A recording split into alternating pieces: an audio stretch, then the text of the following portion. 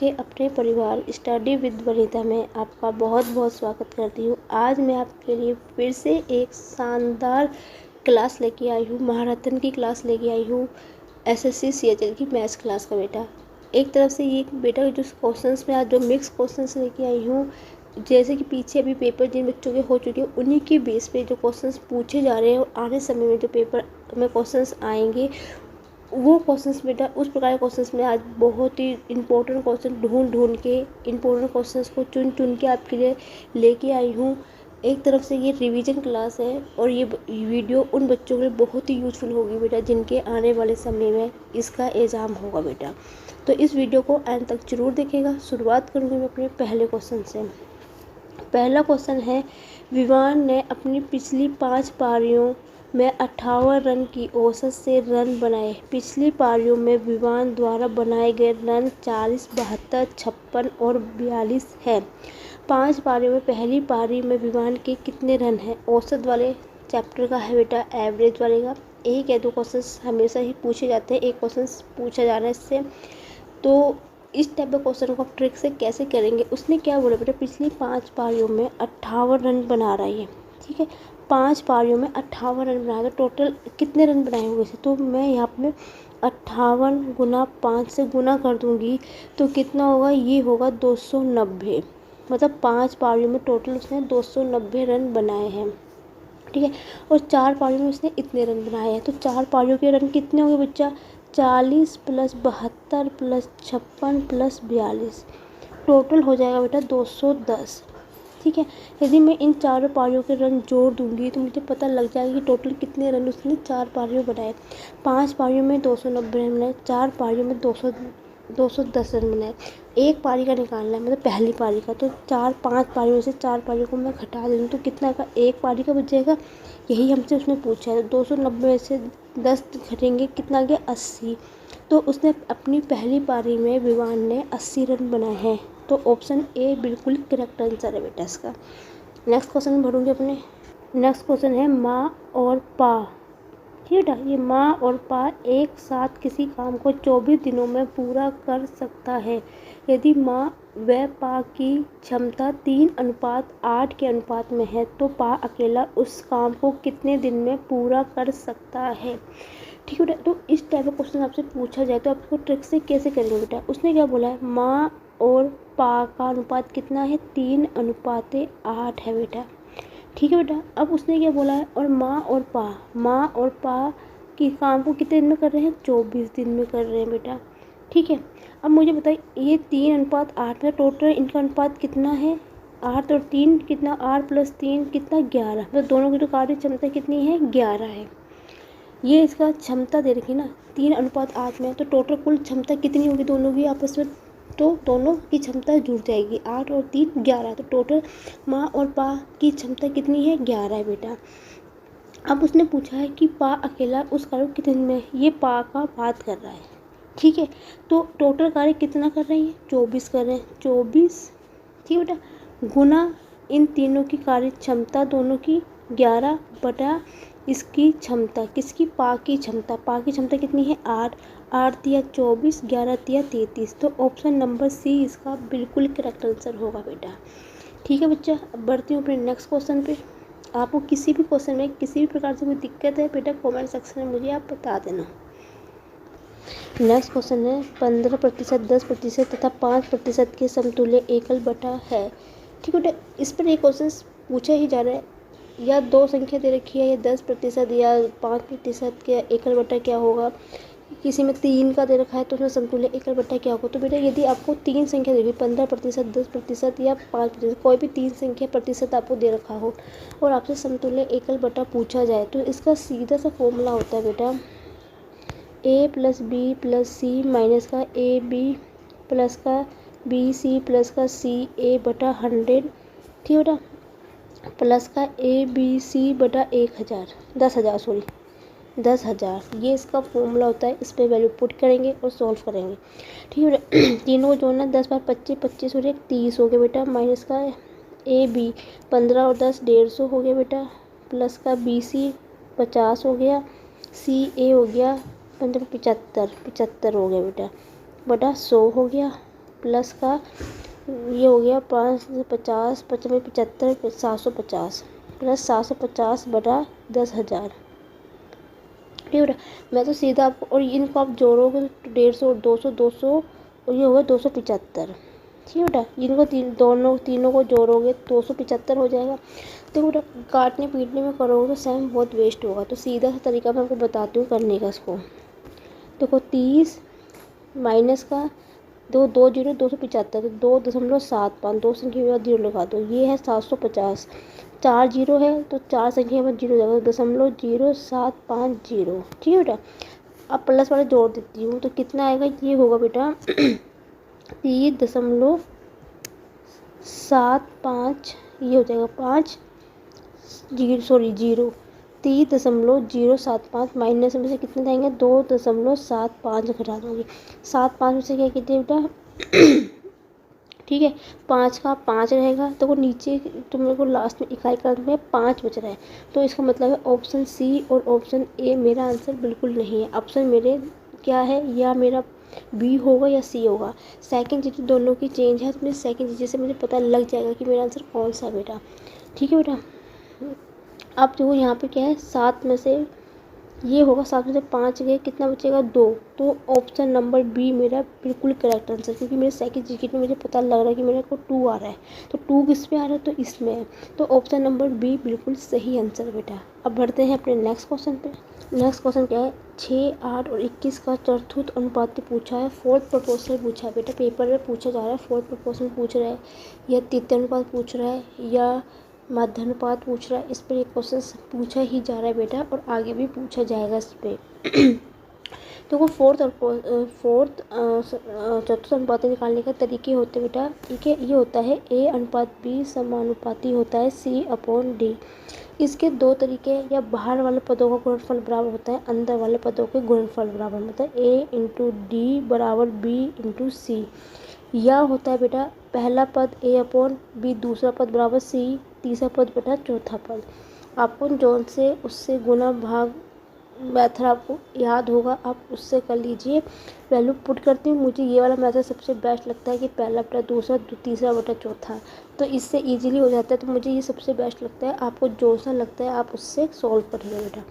तो पहला 6 है, दूसरा कितना है 8, बराबर कितना है, तीसरा 21, चौथा निकालना है, तो मैं उसको x मान लेती हूँ।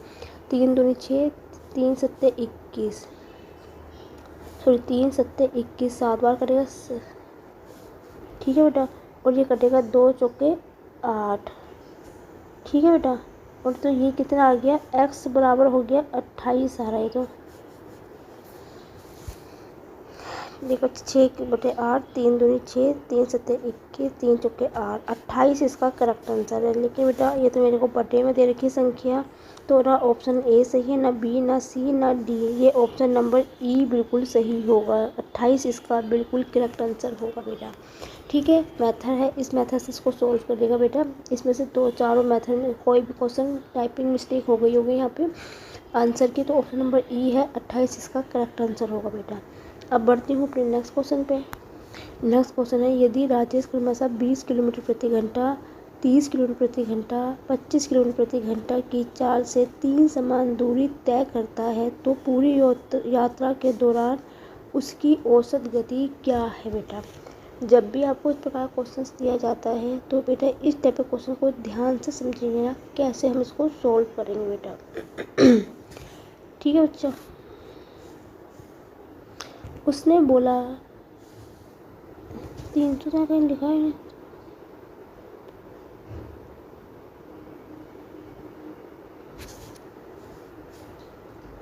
ठीक है बेटा। तो बेटा यहाँ पे उसने क्या बोला कि 3 समान दूरी से चलता है, दूरी जो है इनकी तीनों की समान होगी, ठीक है, लेकिन हमें दूरी कैसे पता लगेगी, तो दूरी निकालने का इसमें तरीका होता है बेटा, ये जो आपको ये दे रखा है 20 दे रखा है, 30 दे रखा है और 25 दे रखा है, इसका आपने क्या लेना, एलसीएम लेगा। जब आप एलसीएम लोगे तो एलसीएम आएगा आपका 300, तो मुझे पता चल गया कि दूरी कितनी है 300। ये एक ट्रैक है और ये 3 भागों में डिवाइड है। राजेश यहाँ चलना शुरू चल रहा है, और किलोमीटर पहले कितने चल रहा है बेटा, ये चल रहा है पहले 20 कर रहा है, सेम 300 रहेगी। दूसरी में 30 किलोमीटर से चल रहा है, दूरी 300 है। ठीक है, इसी प्रकार से तीसरी कितनी है बेटा, 25 किलोमीटर प्रति घंटा से है और दूरी कितनी है 300, क्योंकि उसने बोला है समान दूरी होनी चाहिए, समान दूरी तय करता है। समान दूरी, आपने दूरी नहीं पता है, पहले इसका एलसीएम लेके हमने इसकी दूरी निकाल दी। ठीक है बेटा, आपने फॉर्मूला पढ़ा होगा बेटा, हमें क्या निकालनी है, औसत गति निकालनी है। औसत गति मतलब औसत चाल की बात कर रहे हैं। चाल और गति बात एक ही होती है, स्पीड जिसको बोलते हैं। तो अब पता है, आपने फॉर्मूला पढ़ा होगा कि चाल बराबर होता है दूरी बटा समय। ठीक है, तीनों की निकालनी है तो आपने क्या करना है, यहाँ पर जो चाल है तीनों की आपस में जुड़ जाएगी बेटा। औसत निकाल रहे हैं, औसत में हमेशा जो होता है जुड़ता है। तो चाल कितनी होगी, 300 प्लस 300 प्लस 300, ये क्या होगी दूरी। क्योंकि बेटा कुल चाल बराबर होगा या कुल गति बराबर होगा कुल दूरी बटा कुल समय। समय कैसे निकालोगे बेटा, समय तो मुझे नहीं पता है। समय निकालने का तरीका वही होता है, आपने फॉर्मूला पढ़ा है कि d बराबर होता है S/T, चाल बराबर दूरी बटा समय। यहाँ से समय निकालूँ तो कैसे निकलेगा, चाल बराबर होगा दूरी बटा चाल हो जाएगी। समय यहाँ नहीं जाऊँगी तो समय क्या हो जाएगा, चाल बटा दूरी। तो यहाँ से कितनी करेगी, 300 में से 20 को काटूँगी, 0 से 0 कटी, कितना हो गया 15, प्लस ये कटेगा 10 बार कटेगा बेटा, और ये 25 से 300 12 बार कटेगा। ठीक है बेटा, इस पॉइंट को यहाँ पे ध्यान से समझना। यहाँ पे समय निकालने का फॉर्मूला वही होगा, चाल बराबर दूरी बटा समय। तो समय बराबर होगा दूरी बटा चाल। ठीक है बेटा, तो अब इसको सोल्व करेंगे तो 300 प्लस 300 कितना हो गया, 900 हो गया बेटा। ये कितना होगा, 15 10 25 25 और 3 37। ठीक है, आंसर तो दशमलव में ही आना है। तो कुछ सबकी संख्या अलग अलग है, तो मुझे यहाँ से 2 जीरो से पता चला कि आंसर कितना आ रहा है। ये 37 से कितनी बार कटेगा, 90 है, ये 2 बार कटेगा। तो इसका मतलब ऑप्शन ए और ऑप्शन डी तो आंसर मेरा है नहीं।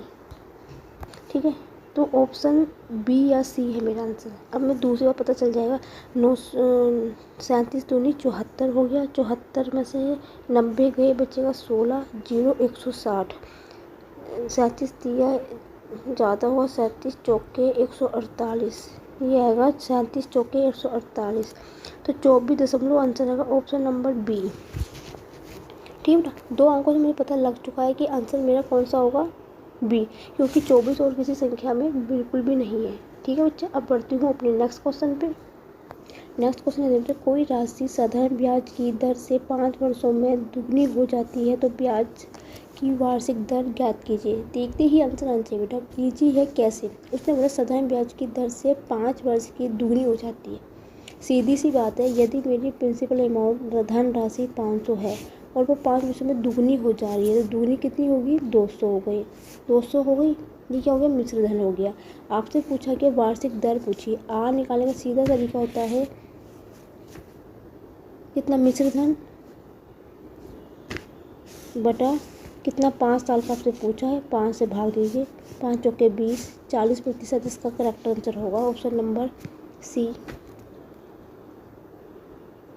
कुछ नहीं करना है, दुगनी हो जाती 200 हो जाती है, आर निकालने के लिए जो मिश्र धन है उसको जितने वर्ष का पूछा उससे भाग दे दीजिए और आंसर आपका आ जाएगा बेटा।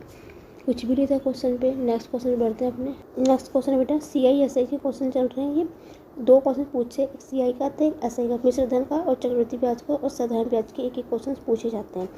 इसमें क्या दे रखा, 4000 रुपये के 8% वार्षिक ब्याज की दर से 2 वर्षों का चक्रवृद्धि ब्याज निकालिए। जब भी बेटा आपको इस प्रकार का क्वेश्चन दिया जाए कि इतने रुपए में इतने प्रतिशत की ब्याज की दर से 2 वर्षों का या 3 वर्षों कितने वर्षों का दे रखा हो और चक्रवृद्धि ब्याज आपसे पूछे, तो सीधा इसका तरीका होता है निकालने का, 4000 रुपये को बेटा आप 2 सालों में विभक्त कर दो। ये पहला साल है, ये दूसरा साल है।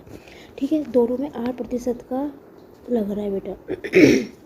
ठीक है बेटा, तब 4000 का आप 8% निकालो तो कैसे निकलेगा, 4000 गुना 8/100, 2 जीरो से 2 जीरो गुने 8 चौके 32, 320 रुपये लगेगा बेटा।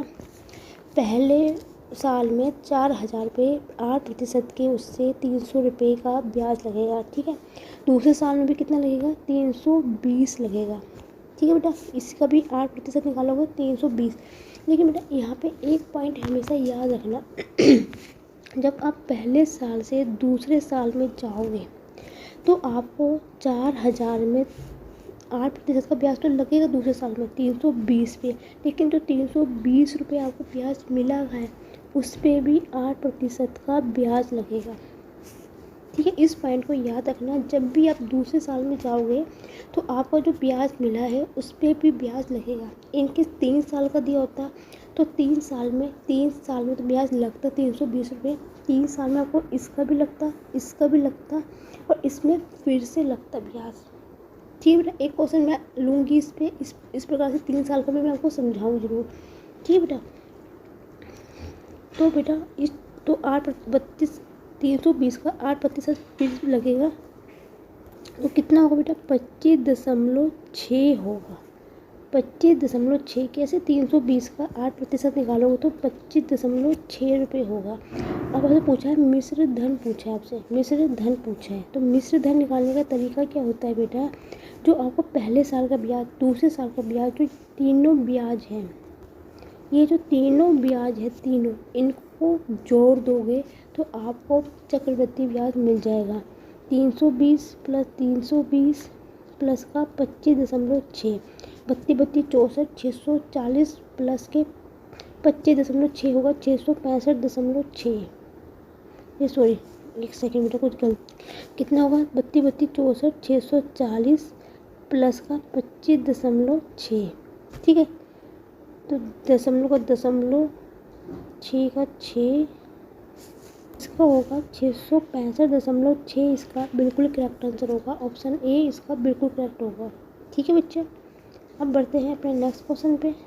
नेक्स्ट क्वेश्चन बेटा, करीम ने एक पुरानी स्टीमर 7200 रुपये में खरीदी, 500 रुपये में उसकी मरम्मत पर खर्च किया तो उसमें स्टीमर को 650 रुपये में बेच दिया, तो उसका स्टीमर का कितना घाटा हुआ। घाटा मतलब कितने की उसको हानि हुई है। सीधी सी बात है बेटा, उसने 7200 रुपये में खरीदी, जो उसका CP है क्रय मूल्य, एक सेकेंड, एक क्रय मूल्य कितना है 7200 रुपये है बेटा। उसने 7200 रुपये की चीज़ खरीदी और 500 रुपये उसमें मरम्मत नहीं, तो उसने टोटल कितने रुपये लगाए उस स्टीमर में, कितना हो रहा है 0.07 रुपये में। मतलब उसको टोटल कितने की हो पड़ी कि उसका क्रय मूल्य कितने का, उसका 7700 रुपये का हुआ। ठीक है बेटा, टोटल उसको जो करीम है टोटल उसको कितने की ये स्टीमर कितने का पड़ गया टोटल, क्योंकि जो पैसा लगाया तो वो 7200 रुपये उसने खरीदी, 500 रुपये उसने मरम्मत पर लगाया, तो टोटल उसको कितने रुपये की पड़ी 7700 रुपये की वो चीज़ पड़ी, वो उसका क्रय मूल्य हो गया। अब उसने बोला कि उसको 6500 रुपये में बेचे। सीधी सी बात है बेटा, ज़्यादा का चीज़ यदि कम में आप बेचोगे तो उसको हानि ही होगी। 7700 में से मैं 6500 घटा देती हूँ। जिस चीज़ को बेचा जाता है वो उसका विक्रय मूल्य होता है, वो उसका सेलिंग प्राइस होता है। तो 7700 से 0021 1200 है इसका correct answer. Option number A इसका बिल्कुल करेक्ट आंसर है बेटा। ठीक है बच्चों, अब बढ़ती हूँ नेक्स्ट क्वेश्चन पे। नेक्स्ट क्वेश्चन क्या बेटा, ए की कार्य क्षमता बी की उपेक्षा 3 गुनी है। अगर बी किसी कार्य को 18 दिन में समाप्त करता है तो ए अकेला उस कार्य को कितने दिन में समाप्त करेगा। ठीक है बेटा, इसने क्या बोला है, ए का कार्य क्षमता बी की उपेक्षा तिगुनी है। यदि बी मतलब क्या हुआ, यदि बी 1 करता है तो ए कितनी करेगा 3 करेगा। ठीक है बेटा, अब उसने क्या बोला है, बी किसी कार्य को 18 दिन में समाप्त करता है। मतलब ये जो बी है किसी कार्य को 18 दिन में समाप्त करता है, इसका मतलब क्या है, टोटल कितने दिन है 18 दिन है हमारे पास। ठीक है, यदि मैं मतलब ये 18 दिन में कार्य कर रहा है बेटा। ठीक है बेटा, तो 18 दिन में कार्य समाप्त कर रहा है, तो टोटल कार्य मेरे पास कैसे निकालूँ। टोटल कार्य निकालने का सीधा तरीका होता है, मैं इसका एलसीएम लूँगी तो कितना आएगा 18। तो इसको ध्यान से समझना, तो क्या करोगे, ए का अकेले कार्य निकालेगा, टोटल कार्य कितने 18 हो गया, और एक कितना कर रहा है, कार्य क्षमता कितनी है 3, तो 3 छिके 18, तो कितना आएगा 6 दिन आएगा। यदि बेटा आपको ये चीज़ ऐसे भी समझ में नहीं आ रही है तो इसका तरीका मैं आपको सीधा समझाती हूँ। पहले मैं इसको इरेजर कर देती हूँ सारे को जरा यहाँ से, तो आपको अच्छी तरह समझ में आएगा। ये बेटा इरेजर मैंने कर दिया है, आराम से कर देती हूँ इरेजर पर ढंग से। अब मैं इसको समझाती हूँ। आपको यहाँ पे इस प्रकार का कुछ कन्फ्यूजन क्यों हो रही है। तो क्या है बेटा, ए और बी है, उसने बोला कि यदि बी एक कार्य करता है तो ए कितना कर रहा है, 3 कर रहा है। ए अकेला उससे कितना कार्य कर रहा है, 18 दिन में कर रहा है बेटा, ठीक है। बी किसी कार्य को 18 दिन में समाप्त करता है, ए अकेला उसे कितने दिन में करेगा। सीधी सी बात है बेटा, जब बी 18 दिन में करेगा तो ए कितने में करेगा। जो बी का कार्य है उसको ए के कार्य से भाग कर दो, 3 6 18, तब भी 6 दिन आएगा। आपको इस वाली मेथड से ठीक है तो ऐसे कर लीजिए, या आप एलसीएम मेथड से करेंगे, एलसीएम लेके फिर भाग कर दीजिए, तो आप ऐसे भी इसको कर सकते हैं जैसे आपको ठीक लगे बेटा। क्वेश्चन है, एक किराना व्यापारी को क्रमशः 15 प्रति किलोग्राम और 20 किलो प्रति किलोग्राम की 2 किस्मों वाले चावल को किस अनुपात में मिलाना चाहिए ताकि 18 रुपये प्रति किलोग्राम का मिश्रण प्राप्त हो जाए। अनुपात समानुपात से है बेटा, इस टाइप के क्वेश्चन को करेंगे बेटा। इसने क्या पूछा है, इतने रुपए हो जाए, उसको हमने करना है बीच में रख देना है बेटा। और कितने उसने बोला 15 रुपये और 20 रुपये, तो यहाँ पे दोनों में यहाँ पे 15 लिख देंगे और यहाँ पे 20 लिख देंगे। और यहाँ पे कौन सी वैल्यू आएगी, इसके निकालने का तरीका होता है बेटा, इसमें से ये घटा देंगे, माइनस में वैल्यू आती नहीं है, इस पॉइंट का याद रखना। तो 18 में से 2 गए, 2 हो गया, 18 से 20 के 2 हो गया, 15 में से 18 गए, 3 आ गए, ठीक है बेटा। अब एक तो 2 अनुपात है 3, ठीक है। ऑप्शन नंबर ए इसका बिल्कुल करेक्ट आंसर है बेटा। सबसे पहले मैं आपको एक चीज़ ज़रूर बता देती हूँ, जितने रुपए हो जाते हैं वो बीच में तो ज़रूर आता है, लेकिन यहाँ पे और यहाँ पे एक हमेशा ध्यान रखना, जो यहाँ पे है बेटा वो हमेशा जो पहले रुपए दे रखे होंगे वो पहले यहाँ पे आएगी, जो दूसरी वैल्यू होगी वो यहाँ पे आएगी। यदि आप चेंज करते हो ना तो आपका आंसर गलत हो जाएगा और वैल्यू भी 3 अनुपात 2 हो जाएगी। लेकिन आपका जो करेक्ट आंसर यही होता है, जो पहली वैल्यू स्टार्टिंग पहले नंबर में लिखेंगे और जो दूसरी वैल्यू वो दूसरे नंबर पे लिखेंगे बेटा, ठीक है बच्चा। इस पॉइंट को ध्यान से रखना बस। नेक्स्ट क्वेश्चन पढ़ते हैं। नेक्स्ट क्वेश्चन क्या है बेटा, 2 अंकों की 2p एक अभाज्य संख्या है, p का मान ज्ञात कीजिए। इसको बेटा सीधा ऑप्शन से ही करेंगे बेटा, आपने कुछ नहीं करना। p का मान पूछा, मतलब इसका मतलब यह है कि यहाँ पे p की वैल्यू क्या रखेंगे इन चारों में से कि आपको एक अभाज्य संख्या मिल जाए। सबसे पहले मैं आपको बता देती हूँ कि अभाज्य संख्या क्या होती है। अभाज्य संख्या बेटा वो होती है जो अपने अलावा किसी भी संख्या से नहीं करती। बेटा मैं 7 लिखूँगी तो 97 है, 97 कट जाएगा। यहाँ पे 9 रखूँगी, 99 भी कट जाएगा। 93 रखूँगी, 93 भी कट जाएगा। नहीं 97, आई थिंक बेटा 97 किसी से नहीं कटेगा। 3 2 चौके 8 नहीं जाएगा, 8 एकम 8 17 नहीं जाएगा। तो बेटा 7 वैल्यू रखने पर तो यहाँ पे 97 एक ऐसी संख्या है जो अभाज्य है। 1 लिखूँगी तो 91 हो जाएगा। तो बेटा 99 3 से 93 भी कट जाएगा, 91 भी कट 17 से कट जाएगा। लेकिन 97 एक ऐसी संख्या होगी कि वहाँ पे 97 एक ऐसी अभाज्य संख्या होगी जो किसी से नहीं कटेगी। किसी भी टेबल में 97 नहीं आता है, आप भी जानते हो ये, ठीक है। तो यहाँ पे पी की वैल्यू क्या है, पी की वैल्यू जो होगी बेटा यहाँ पे देखिए मैं क्लियर करना है। यहाँ पे पी की वैल्यू होगी ऑप्शन नंबर ए 7। पी की वैल्यू 7 रखने पर हमें अभाज्य संख्या मिल जा रही बेटा, ठीक है बच्चा। अब बढ़ती हूँ फिर नेक्स्ट क्वेश्चन पे। नेक्स्ट क्वेश्चन है, 2 संख्या का अनुपात 3:4 है बेटा और उनका मासा मतलब होता है HCF कितना दे रखा है आपको, 4 दे रखा है। तो उनका लासा मतलब LCM पूछा गया बेटा। तो इस प्रकार के क्वेश्चन को सोल्व करने की ट्रिक्स मैं आपको बताती हूँ बेटा। 2 संख्या का मान लो पहली संख्या A है दूसरी B है, तो 3:4 है बेटा, ठीक है बेटा। आप मुझे बताओ इन दोनों को यदि मैं लासा निकालूँ तो कितना निकलेगा। लासा कितना होगा, 12 होगा, ठीक है बेटा। लासा 2 संख्याओं का लासा कितना मिल गया, मुझे 12 मिल गया। HCF में कितना दे रखा है बेटा, 4 दे रखा है। पूछा हुआ उनका लासा पूछा है, तो लासा निकालने का तरीका क्या होता है बेटा, 2 संख्याओं का LCM 12 गुना HCF 12 चौके 48, तो 48 इसका बिल्कुल करेक्ट आंसर होगा बेटा, ठीक है बच्चा। उनका लासा पूछा है, लासा मतलब 12 और 4 का लासा पूछा है उन्होंने। आपको पता है कि लासा में सभी संख्याओं को लेते हैं, तो इसका करेक्ट आंसर कितना होगा बेटा, 48। अब बढ़ते हैं नेक्स्ट क्वेश्चन पे। नेक्स्ट क्वेश्चन क्या बेटा, राम और श्याम किसी कार्य को 72 दिन में कर सकते हैं। श्याम और टीटू इसे 120 दिन में कर सकते हैं और टीटू और राम इसी कार्य को 90 दिन में कर सकते हैं। तो राम श्याम टीटू सभी मिलकर इस कार्य को करते हुए समान कार्य को कितने दिनों में समाप्त करेंगे बेटा। इसी कार्य को ये तीनों कितने दिनों में समाप्त करेंगे, ये पूछा है बेटा। आपसे पहले क्या पूछा है, राम और श्याम कितने दिन में कर रहे हैं बेटा, 72 दिन में कर रहे हैं। ठीक है बच्चा। और इसी प्रकार क्या कह रहा है वो, श्याम और टीटू कितने दिन में कर रहे हैं बेटा, 120 दिन में कर रहे हैं। और इसी प्रकार फिर टीटू और राम कितने दिन में करते हैं बेटा, इसको कार्य को कितने दिन, 90 दिनों में करते हैं बेटा। तो जब भी इस प्रकार का प्रोसेस आपको दिया जाए तो बेटा इसको हम क्या करेंगे, एलसीएम लेंगे, इन तीनों का एलसीएम लेंगे। यदि इन तीनों का एलसीएम लेंगे तो कितना आएगा बेटा, 360 आ जाएगा। तो 360 है बेटा, ये इसको हम टोटल कार्य क्षमता, कार्य दक्षता बोलते हैं। तो 72 दिन का 360, तो एक दिन में कितना होगा, 72 को 360 से भाग देंगे, 5 बार कटेगा। ठीक है। इसी प्रकार 120 को 360 से काटेंगे, 3 आएगा बेटा। इसी प्रकार 90 को इस 360 से काटेंगे, 4 आ जाएगा। ये तीनों का एक दिन का कार्य निकल गया। ठीक है बच्चा। यदि मैं इन सब का, राम श्याम टीटू का, तीनों का एक दिन का कार्य निकालूँ तो क्या होगा बेटा, तो 2 राम हो जाएंगे, क्योंकि यहाँ पे 2 श्याम हो जाएंगे, 2 टीटू हो जाएंगे। तो मैंने यहाँ पे 2 कॉमन ले लिया, तो राम श्याम और टीटू। ठीक है बेटा। तो टोटल कार्य कितना हुआ एक दिन का, 5 और 4 9, 9 और 3 12, ये हो गया 12। ठीक है। यदि मैं इसको इससे काट दूँ तो कितना आएगा, 6 आ जाएगा। तो राम श्याम टीटू का एक दिन का कार्य कितना आ गया बेटा, 6 दिन आ गया।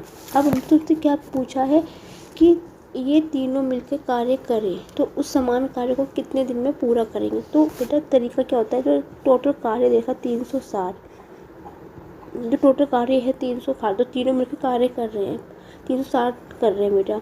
और जो इनका एक दिन का कार्य है उससे आप इसको भाग दे दीजिए, आपका आंसर आ जाएगा। तो 6 6 को 36, तो 60 दिन इसका करेक्ट आंसर होगा, ऑप्शन नंबर ए। ठीक है बच्चा। अब बढ़ती हूँ अपने नेक्स्ट क्वेश्चन पे। नेक्स्ट क्वेश्चन है बेटा, एक दुकानदार 114 रुपये किलोग्राम की दर से बादाम बेचता है। ठीक है। 5% की हानि उठाता है। यदि वह 126 रुपये प्रति किलोग्राम की दर से बेचता है तो उसे क्या होगा, मतलब होगा क्या, वो लाभ होगा क्या हानि होगा, ये इससे पूछा बेटा। सीधी सी बात है, लाभ, आप मुझे तो साफ दिख रहा है कि लाभ होगा। अब 114 रुपये की चीज़ को 126 रुपये बेचेगा तो मुझे साफ दिख रहा है कि यहाँ पे क्या होगा, लाभ होगा। ठीक है बच्चा। ठीक है। इतना मुझे पता है कि हानि तो होगी, तो ऑप्शन ए और ऑप्शन सी तो करेक्ट आंसर बिल्कुल नहीं है। अब लाभ का या 15% का लाभ होगा या 5% का लाभ होगा, अब उसको हम करके देखेंगे। ठीक है। अब उसने क्या बोला है कि 114 रुपये के बादाम की दर से 5% की हानि पर वो बेच रहे हैं, मतलब 114 रुपये की चीज़ को वो 5% हानि। मैंने आपको हमेशा एक चीज़ बताई बेटा, जब भी हानि की बात की जाती है तो वहाँ पे बेटा हमेशा 100 में से घटाया जाता है, और जहाँ पे लाभ होता है वहाँ पे जोड़ा जाता है 100 में।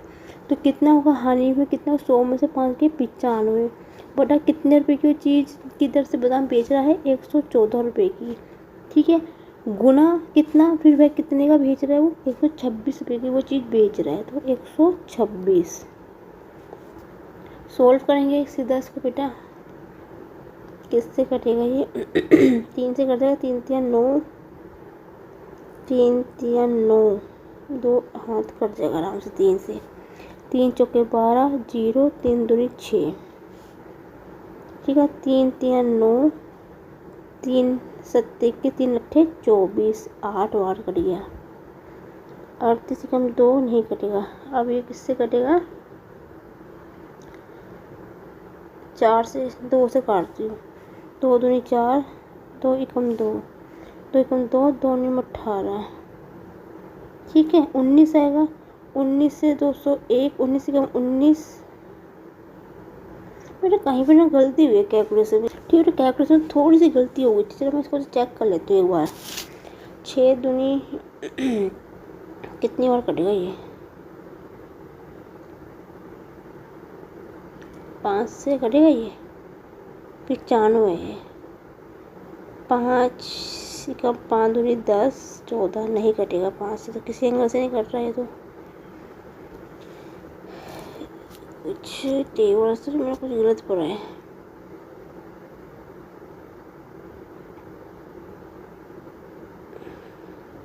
चलो कर दो, रुको। 2 छिके 12, 2 तिया 6, 2 पंजे 10, 2 सत्ते 14। ठीक है, अब पढ़ती हूँ किसका। 19 का 19, 19 दूनी 38, 19 तिया 57, है ना। और 19, अब ये 19 19 19 38, 19 तिया 57, ये 3 बार कटेगा बेटा। और ये 19 पंजे 95, 5 बार कट गया। 3 दूनी 6, 3 एकम 3, 21 पंजे हो गया। 5 एकम 5, 5 दूनी 10, कितना आ गया, 105 आ गया।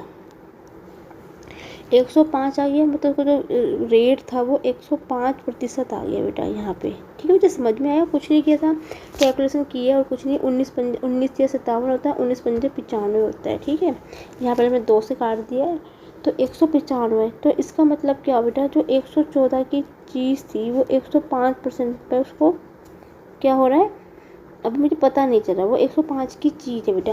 अब वो 105 में चीज़ बेची गई है, तो 105 मिला है मुझे। ये क्या मिला है मुझे, इसका क्रय मूल्य मिला है। कब मिला है, जो 114 की चीज़ 126 में बेची गई। ठीक है बेटा, लेकिन मुझे ये नहीं पता कि जो दुकानदार था उसका क्रय मूल्य कितना था बेटा। ध्यान से समझना इस क्वेश्चन को। ये मैंने क्रय मूल्य निकाला। क्रय मूल्य कब निकाला, 114 रुपये में। जो 114 की चीज़ को 5% हानि पर फिर 126 में बेचा गया। तो मुझे ये नहीं पता कि मेरा क्रय मूल्य कितना है बेटा। ये सिर्फ क्रय मूल्य निकला तब निकला जब 114 की चीज़ 126 में बेची गई थी 5% हानि पे। तो मैंने यहाँ से क्रय मूल्य निकाल दिया, लेकिन मुझे अभी ये नहीं पता था कि बेटा मेरा क्रय मूल्य कितना है। जब आपको क्रय मूल्य नहीं पता तो वहाँ पे क्रय मूल्य 100 लेके चलते हैं। तो पहले वस्तु का मूल्य 100 रुपये था, अब वो चीज़ 105 में बेची गई है। तो यहाँ पे कितने का प्रॉफिट, कितने का लाभ हुआ बेटा, प्लस का 5 आया। क्यों, क्योंकि 100 की चीज़ ज़्यादा बेची गई है 105 में, तो यहाँ 5% का लाभ होगा। तो ऑप्शन नंबर डी इसका बिल्कुल करेक्ट आंसर है बेटा। क्योंकि बेटा आपने जो ये निकाला 114 पे निकाला, लेकिन जो चीज़ क्रय मूल्य पे जो चीज़ निकलती है तो वो 100% पे निकलती है। और कोई चीज़ हमें, जिस चीज़ का हमें क्रय मूल्य नहीं पता होता है या हमें नहीं पता है क्रय मूल्य कितना, तो हम उसको 100 लेके चलते हैं बेटा। ठीक है बच्चा, उम्मीद है समझ में आएगा। कोई दिक्कत है तो मुझे कमेंट सेक्शन में बता दीजिए बेटा। अब बढ़ती हूँ अपने नेक्स्ट क्वेश्चन पे। नेक्स्ट क्वेश्चन है बेटा, यदि a बराबर 2/3 b है तथा b बराबर 3/5 c है तो बेटा तो अनुपात बताना है, a b c का अनुपात कितना होगा। ठीक है, ज्ञात करना है, इनकी वैल्यू हमें ज्ञात करनी है। ठीक है, इस टाइप का क्वेश्चन पूछा ही जा रहा है बेटा। तो इसको हम ट्रिक से कैसे करेंगे बेटा, इसको क्या लिखा हुआ, a बराबर लिखा हुआ 2/3 b के। ठीक है बेटा, b के। तो इसका मतलब क्या, हम इसको ऐसे लिख सकते हैं, a/b बराबर क्या लिख सकते हैं बेटा, ये इसका उल्टा हो जाएगा, कितना हो जाएगा 2/3। b को मैं इसके भाग में ले आई बेटा।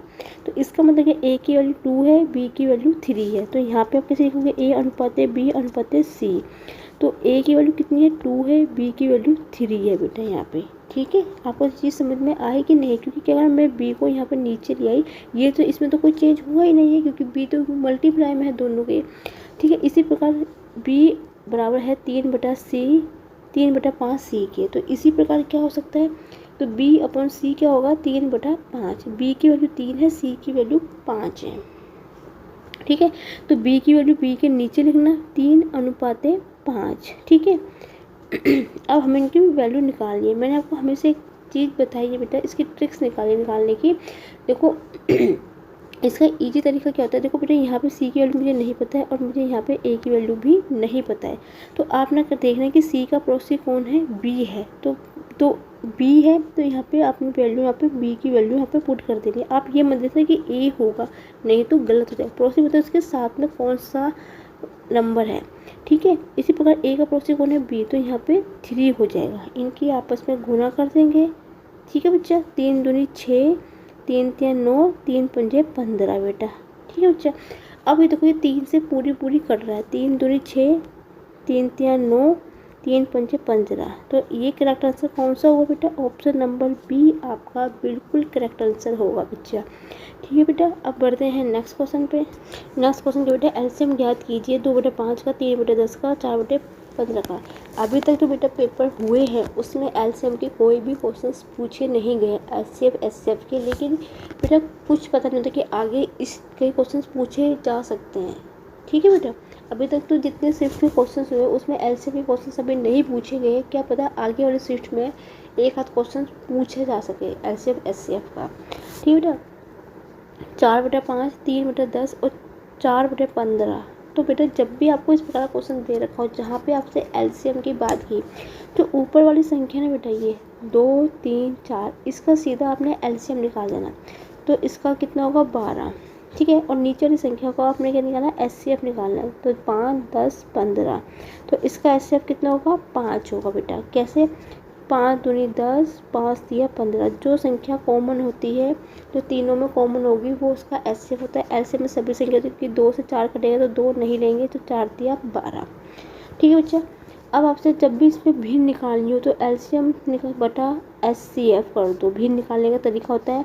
तो एलसीएम कितना है 12, एचसीएफ कितना है 5। तो ऑप्शन नंबर डी इसका बिल्कुल करेक्ट आंसर होगा बच्चा।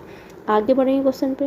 नेक्स्ट क्वेश्चन है 864 के विभाजकों की संख्या कितनी है बेटा। जब भी आपसे इस प्रकार क्वेश्चन पूछ लिया जाता है सीधा आपने इसको गुणनखंड कर देने हैं। तो गुणनखंड कैसे होंगे, 864 को गुणनखंड करेंगे, 2 चौके 8, 2 तिया 6, 2 दूनी 4, 2 से कटेगा 2 दूनी 4, 2 एकम 2, 2 छक्के 12, 2 एकम 2, 0 2 8 16, 2 से कटेगा 2 पंजे 10, 2 चौके 8, 2 से कटेगा 2 दूनी 4, 2 पंजे 2 सत्ते 14, 3 से कटेगा 9, 3 तिया 9, 9 3 से कटेगा 3 तिया 9, 3 एकम 3, 2 की पावर 4 एंड 5, 2 की पावर 5 है, 3 की पावर 4 है बेटा।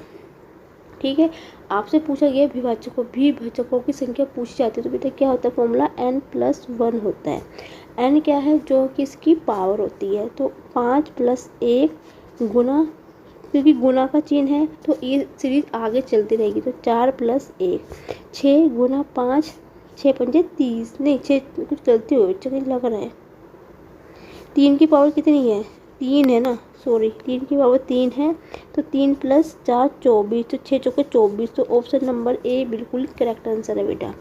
ठीक है बेटा, यदि आपसे बेटा इसी क्वेश्चन में पूछ लिया जाए कि आप भाज्य संख्या बताएं, मतलब विषम संख्याओं का विभाजकों का विषम संख्या बताइए। विषम संख्या में क्या होता है बेटा, फॉर्मूला तो आपको सेम ही चलेगा, लेकिन विषम संख्या में क्या होता है, देखो 5 और 3 विषम संख्या है। यदि विषम संख्या वो होती है जो कि 2 से पूरी विभाजित ना जाती है। यदि यहाँ पे 2 की पावर 4 होता तो आपने 4 को नहीं लेना था। क्यों, क्योंकि ये एक सम संख्या है। यदि आपसे पूछा जाए और एक चीज़, तो उसमें 2 की पावर वाले नंबर्स भी नहीं आएंगे, तो इसमें 2 भी नहीं आएगा। आपको एक चीज़ क्लियर कर देती हूँ, जब भी आपसे विषम संख्या पूछी जाए, विषम संख्या में आपने 2 वाले नंबर्स को बिल्कुल भी नहीं लेना है, क्योंकि 2 एक सम संख्या है। विषम संख्या 3 एक विषम संख्या है, तो 3 को आप लोगे तो आपका आंसर 4 आता। यदि आपसे सम संख्याएं पूछता तो सम संख्या में आपने 2 लेना था, 3 नहीं लेना था। इस पॉइंट को ध्यान रखना, क्योंकि कभी कभी बच्चा वो विषम संख्या और सम संख्या का भी पूछ लेता है।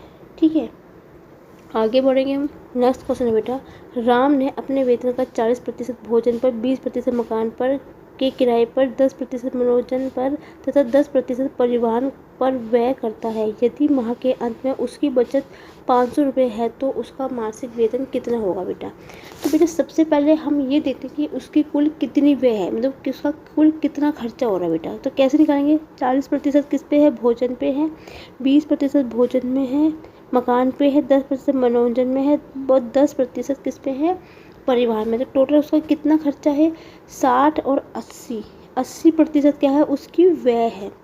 ठीक है बेटा, और आपको पता है तो बचत कितनी हुई बेटा। बचत कैसे निकालेंगे, बचत सीधा निकालेंगे, 100 में से 80% में घटा दूंगी तो उसकी बचत कितनी हुई, 20% क्या है वो बचत करता है साल में, महीने में सॉरी। ठीक है, जितना खर्चा था उसको जोड़ के 100% पे वैल्यू होती है, उससे घटा के मुझे पता लग गया कि बचत कितनी है, 20% की बचत है। ठीक है बेटा, अब उसने यही तो बोला है, उसने बेटा यही चीज़ बोला है कि उसकी बचत कितनी है, 500। बेटा 500 नहीं 1500 था ये। ठीक है, 500 पे लेके चलो तो कोई दिक्कत नहीं, 500 पे लेके चलते तो वैल्यू थोड़ी, इसमें से ऑप्शंस नहीं मिलेगा तो मैं 500 पे करके दिखा देती हूँ। तो ये जो बचत है 20% की बचत कितने की है, 500 के उस पे है बेटा ये। ठीक है, तो एक पे कितनी होगी 500 बटा 20 गुना 100 बेटा। तो कितना होगा 20 पंचे, तो 20 पंचे 100, ठीक है बेटा। 5 आ गया तो कितना होगा 5 पंचे 25, तो 2500 तब इसका आंसर आएगा बेटा, ठीक है बेटा। तब 2500 आंसर आएगा, जिसमें से ऑप्शंस कोई भी नहीं है। इनकेस बेटा यहाँ 1500 है, देखो बेटा वैल्यू कोई भी हो लेकिन आपको सिर्फ ट्रिक समझनी है। तो 1500 लोगे तो 1500 बटा 20 गुना 100 कितनी बार करेगा 5 बार, तो 15 पंजे 75, तो 7500 इसका करेक्ट आंसर तब होगा। 7500 यहाँ पे बिल्कुल भी नहीं है, तो ऑप्शन ना ए है, ना बी है, ना सी है, ना डी है बेटा, ठीक है। या मिसप्रिंट हो गया होगा टाइपिंग करते हुए, या कि बेटा कुछ भी हो सकता है। जहाँ तक मुझे ख्याल है मिस प्रिंट टाइपिंग में थोड़ी प्रॉब्लम रही होगी। मैंने आपको दोनों ही तरीके से निकाल के दिखा दिया। वैल्यू कुछ भी हो बेटा, यदि 500 है तब आपका आंसर 2500 आएगा, जब 1500 है तब आपका आंसर 7500 आएगा बेटा, ठीक है बेटा। वैल्यू कुछ भी हो, आपको सिर्फ मेथड समझना है, ठीक है बच्चे। अब बढ़ते हैं अपने नेक्स्ट क्वेश्चन नेक्स्ट क्वेश्चन में दुकानदार अपने सामान को क्रय मूल्य पर बेचने का दावा करता है, लेकिन वह 1 किलोग्राम वाट के स्थान पर 960 ग्राम का वाट का प्रयोग करता है। दुकानदार का लाभ प्रतिशत क्या है? इस बार बेटा काफ़ी एसएससी सीजीएल ले लो, एसएसजीडी ले लो, एसएससी एमटीएस ले लो, या एसएससी सीजीएल, इस बार बेटा जो पेपर काफ़ी हद तक बेटा जो प्रॉफिट एंड लॉस का जो लाभ और हानि के जो क्वेश्चंस हैं बेईमान दुकानदार के ऊपर ही पूछे जा रहे हैं। बेईमान जिसको डिसऑनेस्ट शॉपकीपर कहते हैं। तो बेटा इस टाइप के क्वेश्चन को निकालने का तरीका क्या होता है बेटा? देखो 1 किलोग्राम का मतलब होता है 1000 ग्राम। तो वो 1000 ग्राम की, इसका मतलब बेटा एक यहाँ पे इस टाइप के क्वेश्चन को ध्यान से समझना। यदि कोई चीज़ 1000 ग्राम है तो वो 1000 रुपये में ही बेची जाती है बेटा, ठीक है। इसको यही ट्रिक होता है निकालने का। यदि कोई चीज़ 1000 ग्राम है तो वो चीज़ 1 किलो चीज़ वो 1000 में ही बिकेगी बेटा। अब वो क्या कर रहा है, वो 1000 के बदले 960 का वाट का प्रयोग कर रहा है, मतलब यहाँ पे घोटाला वो कर रहा है। जब वो चीज़ 960 की है तो नेचुरल सी बात है, जो उसका रेट होगा वो भी 960 रुपये ही होगा, लेकिन वो हमें कितने बेच रहा है 1000 रुपये में बेच रहा है। जो ये 960 रुपये है बेटा, ये है क्रय मूल्य। किसका? ये होता है दुकानदार का क्रय मूल्य है, ठीक है। जितने का वो घोटाला करके जितने वाट का वो प्रयोग कर रहा है वो चीज़ उतने में ही बिकेगी, और वो दुकानदार का क्रय मूल्य होता है बेटा। तो सीधी सी बात है बेटा, 1000 रुपये की चीज़ को जब कोई दुकानदार 960 में बेचेगा तो उसको यहाँ पे कितने का प्रॉफिट हो रहा है? 40 का प्रॉफिट हो रहा है। और ये 40 का प्रॉफिट किस पे होगा? ये 40 का प्रॉफिट होगा क्रय मूल्य पर, क्योंकि लाभ और हानि हमेशा क्रय मूल्य पर ही निकलती है। तो लाभ प्रतिशत का फॉर्मूला होता है लाभ बटा क्रय मूल्य 960, ठीक है। इस पॉइंट को ध्यान रखना बेटा, जो कि बच्चे गलती करके आते हैं। यहाँ पे 1000 नहीं होगा, 1000 रुपये में तो वो हमें बेच रहा है, वो उसका क्या है विक्रय मूल्य है। लेकिन जो घोटाला करके जो एक्चुअली रेट क्या है, जितना घोटाला उतनी की वो चीज़ है, वो उसका एक्चुअल रेट है, वो उसका क्रय मूल्य है जो उसने खरीदा होगा पीछे से। लेकिन वो हमें क्या कर रहा है, हमें उसको ज़्यादा में बेच रहा है। बटा गुना 100, 0 से 0 करिए बेटा, ठीक है। 4 कम 4, 4 दूनी 8, 4 चौके 16, ठीक है बेटा। 12 बार कटेगा, 50 बार कटेगा, 6 बार कटेगा, 25 बार कटेगा। तो मुझे साफ दिख रहा है जो नीचे जो संख्या आएगी वो 6 आएगी। तो यहाँ पे एक ही ऑप्शन में है जिसके नीचे 6 है बेटा। जो नीचे संख्या होती है वहीं पे आप देखोगे नीचे वो संख्या कहाँ पे है। यहाँ मुझे दिख रही है कि 6 जो है वो एक ही ऑप्शन में है नीचे, वो है ऑप्शन ए में। तो करेक्ट आंसर कितना है बेटा? ए। इसी प्रकार से यही क्वेश्चंस किए जाते हैं बेटा, बहुत ही अच्छे क्वेश्चन है। इस पर काफ़ी क्वेश्चन पूछे जा रहे हैं। इसके एक ही क्वेश्चन आता है प्रॉफिट एंड लॉस का, लेकिन हर शिफ्ट में ये क्वेश्चंस पूछे जा रहे हैं बेईमान दुकानदार के ऊपर बेटा, ठीक है बच्चे। आगे बढ़ते हैं।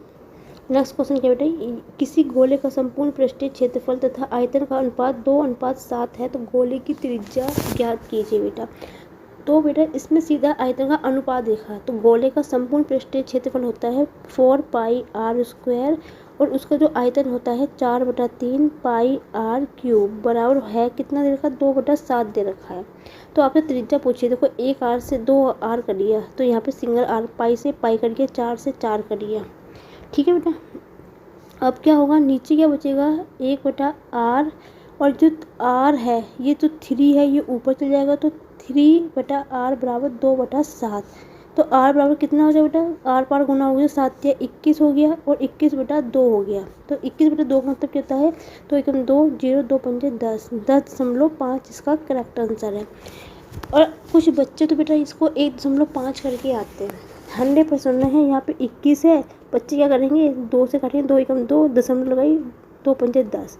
लेकिन बेटा ये आपका गलत तरीका है। क्यों बेटा, जब कोई संख्या अपनी संख्या से पूरी विभाजित हो जाती है, जैसे 2 एकम 2 पूरा कर दिया, उसके बाद जब हम संख्या को भाग देते हैं तो उसके पहले हम 0 लगाते हैं, फिर दशमलव लगाएंगे, क्योंकि वो अपनी संख्या से पूरा विभाजित हो जाता है तो वहाँ पे 0 लगता है। बेटा इस पॉइंट को याद रखना, बच्चे इस क्वेश्चन को भी गलती करके आते हैं अपने।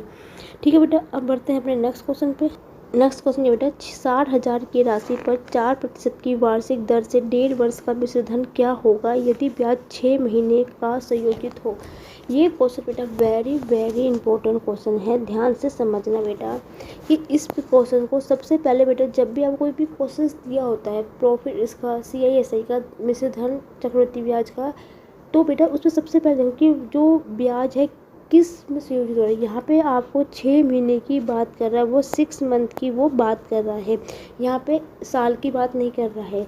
तो इसको ध्यान से समझना, जब भी बेटा 6 महीने की बात की जाती है तो दर कितनी है 4, तो वो उसकी आधी हो जाएगी तो 2% होगी। और जो समय होता है बेटा, समय कितना है कितना 1.5 वर्ष, 1/2 मतलब हो गया 3/2।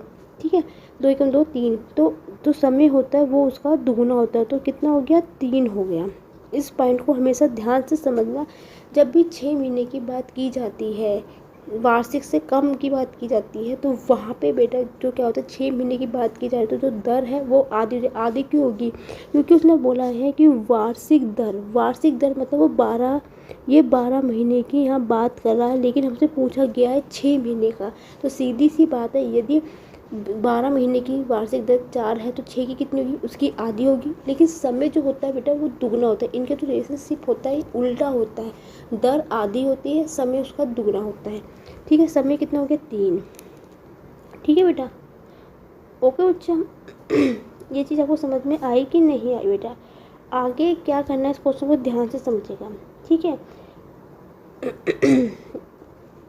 अब इसका मतलब ये है कहने का कि 1.5 वर्ष में 6 महीने में 2% का क्या लग रहा है। जैसे देखो यहाँ पे ये 1.5 वर्ष है, 1.5 वर्ष मतलब 3 वर्ष की वो बात कर रहा है। ठीक है, तो 1.5 वर्ष, या आप इसको ऐसे समझ लीजिए, यदि ऐसे भी नहीं समझ में आता तो इसको जैसे आप समय को 3 वर्ष करना है वो भी मत कीजिए।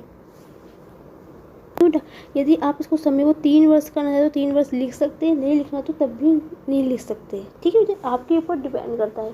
जैसे 1.5 वर्ष की बात करते हैं, मतलब पहले का 6 महीना, दूसरे का 6 महीना, तीसरे का 6 महीना, जो ब्याज लग रहा है पहले वर्ष में कितना 2% लग रहा है, क्योंकि दर उसकी आधी होती है। ये भी दर 2% लगेगा, ये भी 2% लगेगा। ठीक है बेटा, ठीक है बच्चे, इतना समझ में आया कि नहीं आया बेटा। तो इसमें सबसे पहले जब 2% की बात की जा रही है तो वहाँ पे आपने वो वाला फॉर्मूला लगा देना है जो कि मैंने आपको बताया था एकल छूट में, जो 3 संख्या दे रखी है ये था ना बेटा, a + b + c माइनस का a b प्लस का b c प्लस का c a बटा 100 प्लस का a b c बटा 10,000।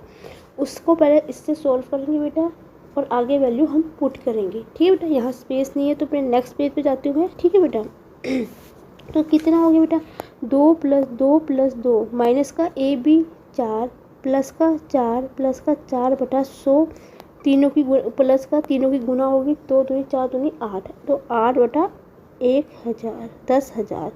ठीक है बेटा, इसको सॉल्व करेंगे अभी। ठीक है बेटा, अब एक चीज़ ध्यान रखना बेटा, यहाँ पे मैं माइनस नहीं लगाऊंगी, यहाँ पे मैं प्लस लगाऊंगी।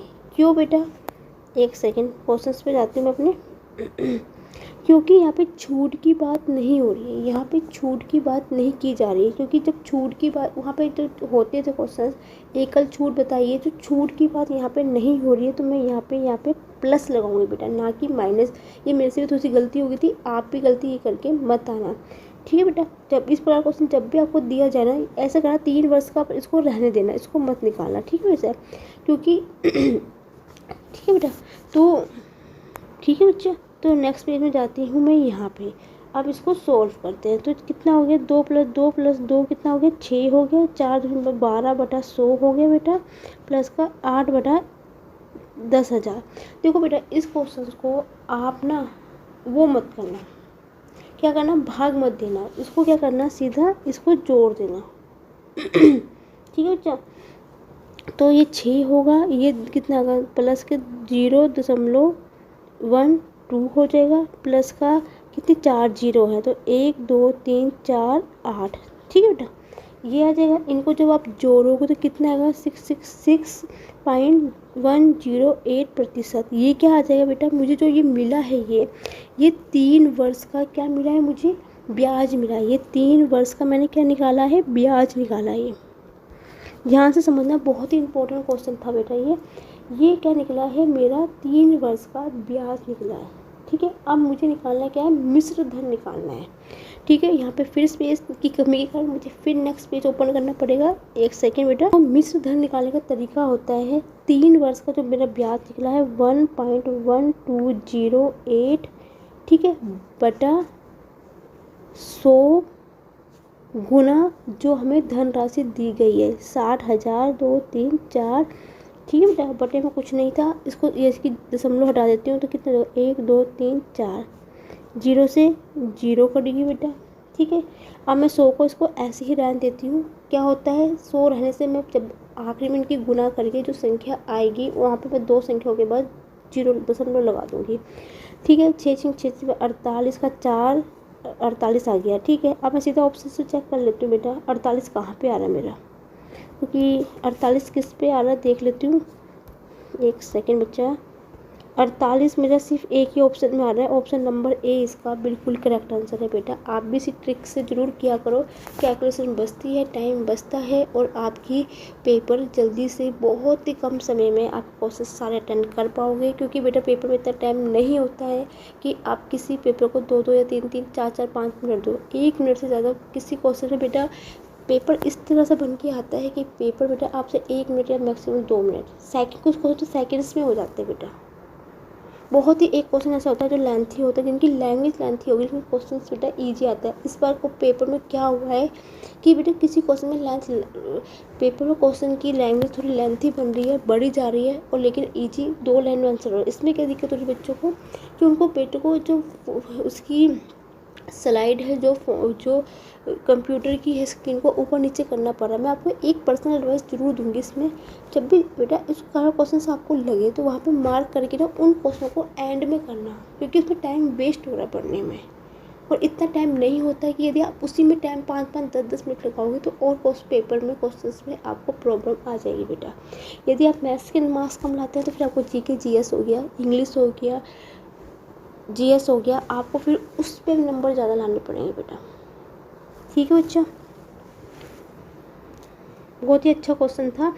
देखो बेटा आज की मैराथन क्लास को मैं यहीं ख़त्म कर रही हूँ, क्योंकि काफ़ी लंबी वीडियो हो चुकी है बेटा ये, और मैं इसकी जो इसका सेकंड पार्ट है वो मैं नेक्स्ट वीडियो में आपके लिए लेके आऊँगी।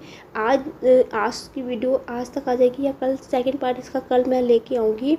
तो इसके आगे आपकी वीडियो आगे की सेक्शंस को हम कंटिन्यू रखेंगे। वैसे तो ये बेटा मैराथन क्लास थी, थोड़ा सा बेटा समय की रीजन के कारण मुझे मैराथन में लंबा नहीं खींच पा रही हूँ, तो इस वजह से मैं यही क्लास यहीं ख़त्म कर रही हूँ, क्योंकि मुझे खुद को भी लग चुका है कि शायद बहुत ही लंबी वीडियो है बेटा। आप इतना भी करते हो तो आपके लिए ये भी बहुत काफ़ी है बेटा। आप इससे पहले मैंने प्रैक्टिस सेट कराए हैं, पेपर उसी से आ रहा है, उससे बाहर कुछ नहीं आ रहा है।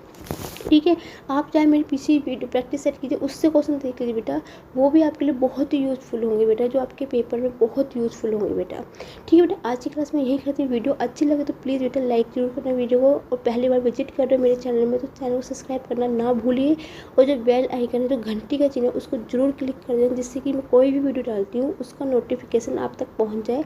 और वीडियो को शेयर जरूर कीजिए बेटा, जिससे कि ये वीडियो और बच्चों तक पहुंच सके। यदि आपको कोई भी किसी भी प्रकार से किसी भी चैप्टर में किसी क्वेश्चन में दिक्कत आ रही है तो आप मुझे वो कमेंट सेक्शन में बता सकते हैं, या मेरी मेल आईडी में पीडीएफ बना के भी आप बेटा सेंड कर सकते हैं। डिस्क्रिप्शन लिंक में मेरी ईमेल आईडी आपको मिल जाएगी, नहीं तो मेरे चैनल में आपको मिल जाएगी। जहाँ पे आपको मिलती है वो वहीं से कर लीजिए, वैसे डिस्क्रिप्शन लिंक में मेरी ईमेल आईडी दी हुई होती है बेटा। ठीक है बच्चा। तो कल फिर मिलते हैं नए क्वेश्चनों के साथ। इसी मैराथन क्लास को कंटिन्यू रखेंगे कल, और तब तक के लिए बेटा गुड नाइट, स्वीट ड्रीम।